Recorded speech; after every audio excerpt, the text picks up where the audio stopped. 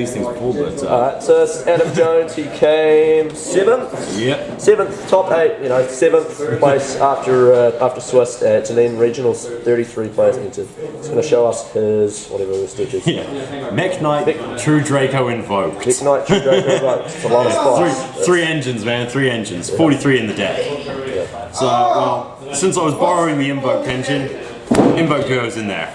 Like, what was your ratio? 3 Alistairs, 3 Magical Meltdowns, 2 Invoked. Bam.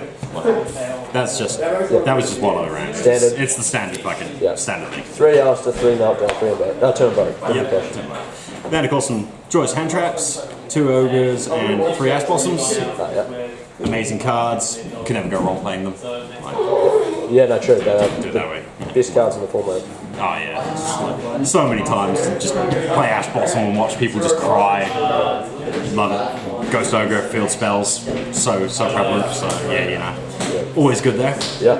Then the Mekk-Knights. So I ran 3 Blue Sky, 3 Purple Nightfall, 3 Indigo Eclipse, and Red Moon. Now, some people only run Eclipse at like 1 or 2.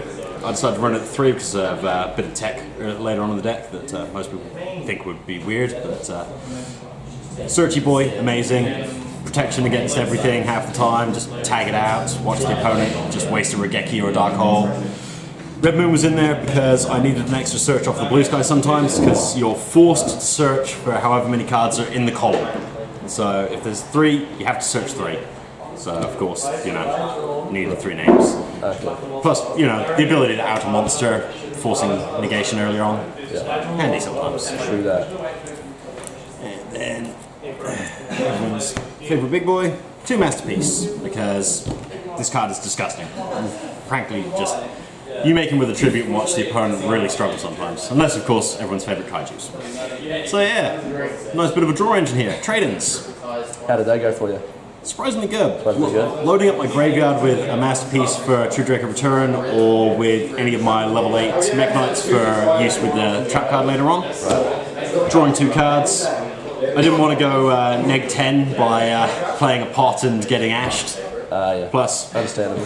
Forced the discard, because of cost. That's fine. I wanted it in the graveyard either way. The drawing cards, sometimes a bonus. Sometimes it didn't even matter, but relatively good. 2 diagrams. Search all my Masterpiece stuff. Just everyone knows what that does.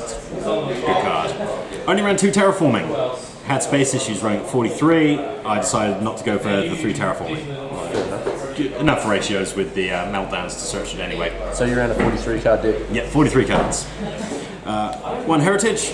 Card's amazing. Good removal, extra summon, shenanigans. Yeah. One that people don't expect, Royal Legacy Key.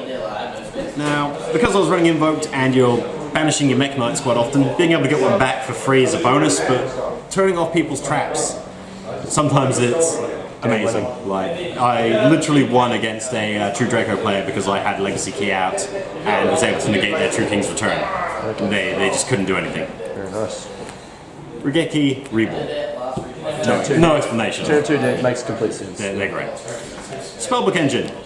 Just for drawing off of the Alistairs. Search it with a secret, knowledge to draw 2, get Alistair in graveyard, ++. Always nice.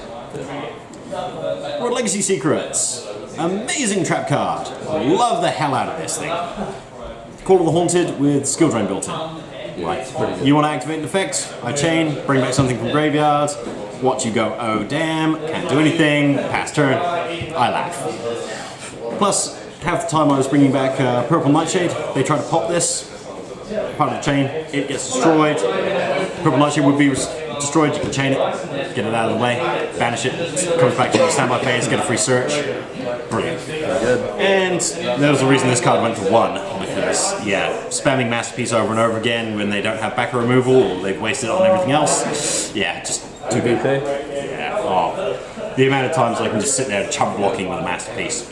I just love it. So that's the deck. Any extra deck or just the invocation stuff?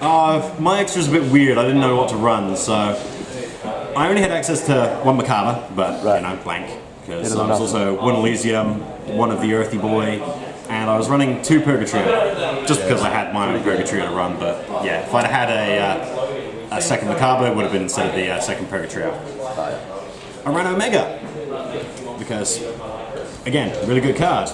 Plus, if you're stuck with an Ash in hand or a Ghost Ogre and it's not doing any use for you, happens that Blue Sky's a 5. It's like special, search 2, summon out an Omega, be able to recycle Invocation that was banished, anything like that. Very nice. Handy, good card.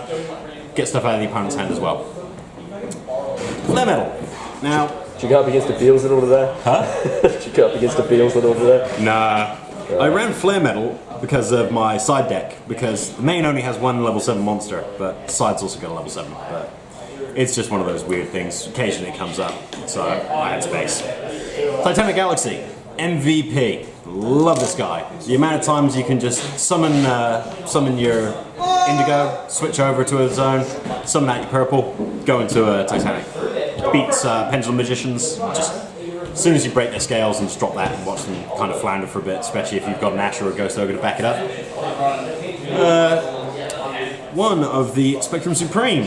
I went into it a couple of times. It's good not being able to be destroyed. 3k beater, which is normally what I have trouble dealing with, so you know, most of the time it's just crashing into things. Never used any of its effects, it was there to be a beater. Skuldred. Never went into it. Again, if I had 4 on the field, I probably would have sometimes. Still a really good card. Just kind of why not? Yeah, why not? I've got space. At this point, because I didn't know what I was running in my extra, I had space. Firewall. It's limited, it's 4. I can do shenanigans with it and get stuff back. Overload. Again, shenanigans. Can win games, drop it on the field, steal something, go for game. Outs. Big things.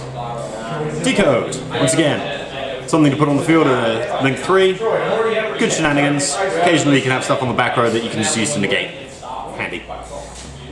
Akashic. How did that go for you today? What did you use it with? Akashic? Yeah. Well, there's 2 monsters with the same type except tokens. All the Mekk-Knights are psychics, so you can just easily make Akashic anytime you want to. Just didn't use her today. There were a few times I thought about it, but it wouldn't have really gained me anything. But if someone had dropped like a Deco Talker on the field, yeah, I'd probably drop the Akashic to get it out of the way and carried on doing fun things. She's still a good card. And Underclock Taker. A couple of times I thought about when going into it. Really good with Mekk-Knights being able to beef them up to get over stuff, or get big stuff to be small enough to deal with. A good generic card, like, really good. Just real quick, what did you decide? On the side, well, no explanation needed for these 2, because Warning and Judgment are amazing. Deck wants to go 1st or 2nd, it varies, but if you're thinking your opponent's... turn 2 did well, isn't it? Yeah, if you think you're going 1st, if your opponent's going to force you, you side them in, just in case you open them and watch your opponent flounder. 3 Cosmics, because Pendulum Magicians suck, and I hate them. But yeah, still, really good card, deals with things. Dark Hole, no explanation needed. If I needed more destruction, it went in. Big Kaiju Package, because, well, big things are sucky. Yeah, because they're kaijus. Big things suck for me. I hate certain things that stop me doing stuff. Masterpieces of Pain. Slumber's an amazing card. Resonance at 1. Yeah, no more needed. Big stuff. 3DD Crows. Did you use this today? Didn't use it today, but there were a lot of times I was thinking about going into it. Like any matchup against, I came against Blue Eyes, I was tempted to put it in, just because they want to target stuff engraved and just out them with it, and they really just cry. I still reckon it's an amazing card. Like it's got flexibility. Can even work against the dinos. And finally, and then Chaos Hunter is a one-off. Again, that was for dinos, just in case I came up against them, which I did, but didn't need to go into it. Yeah. Still, handy card to have, relatively good beater, and how many stars is that? Oh, 7. Oh, yeah, you know. Any shout outs to give? Yeah, Greg for running this. Good man, good man. And the Christchurch boys are coming down, because, yeah, you know, good on you, cheers. Pat out our numbers. And so everyone I played against, you're all great. It was a good tournament. We all had fun, I think. Except for the heat. You know, Dunedin doesn't do heat. Tough, yeah. Alright, thanks a lot, man. No worries.